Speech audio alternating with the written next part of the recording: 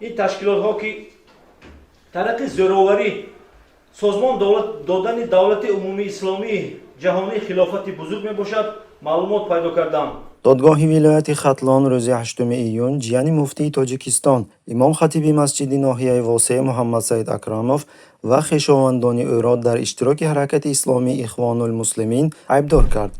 می‌نویسد سامانه اخبار.com. امام خطیب و سه برادر او حکم شرطی گرفتند و در تالار دادگاه آزاد کرده شدند.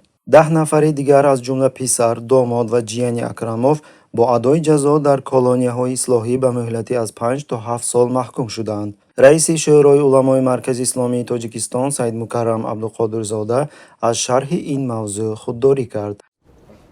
خدا خیر برکت بیاره. یادرس میکنیم که محمد سعید اکراموف و نزدیکان او در اول سال از جانب مقامات حفظی حقوقی ولایت ختلان بازداشت شده بودند. طبق گفته‌های یکی از خویشاوندان امام خطیب مسجد جامع ناحیه واسع محمد سعید اکراموف و چند فرزندش در گذشته در دانشگاه‌های اسلامی مصر تحصیل می‌کردند و با درخواست مقامات سال 2014 به وطنشان برگشتند. در زیر بیرق مسلمان می‌ایستد و اینها از نام پاک اسلام همیشه استفاده کردن.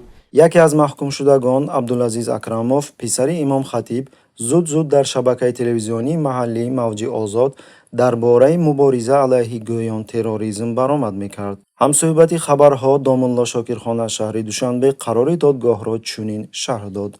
این گونه حکم‌ها در چارچوبه مبارزه با اسلام از جانب رژیم کنونی کشور برآورده می‌شود و حتی امام خطیبان رسمی را نیز صرف نظر نمی‌کنند. نوابسته از آنکه امام‌های مذکور چند وقت است که به این رژیم خدمت کرده‌اند، در حالت مذکور بعض محکوم شدگان قبل از حبس شدنشان امام خطیبی می‌کردند و کوشش می‌کردند که از دایره گویان اسلام معتدل که حکومت مقرر کرده است بیرون نبرآیند. اما این هم آنها را نجات داده نتوانست. حتی صداقت مفتی به رژیم خویشاوندان نزدیک او را از محبس شوی نجات داده نتوانست. گرچند که سید مکرم عبدالقادرزاده طول سالهای دراز است که این خدمت را ادامه داده قصداً فتواهای ضد اسلام میبرارد. همه امامان باید درک کنند که به رژیم ضد اسلامی خدمت کردن، بر زیان مسلمانان حق را پنهان کردن، از نقطه نظر اسلام قانونی بخشیدن به قرارهای این رژیم با این خود را و اهل خانواده اشان را در امنیت نگاه داشتن نمیتوانند. یعنی در آیت قرآن خودش آیت سوره بقره آمده است. آیت نمیخوانم چون که جناب عالی اون سخنهایی که شما گفتید همش آیت همش حدیث بود. یعنی من اینجا اقتباس نمیبیارم.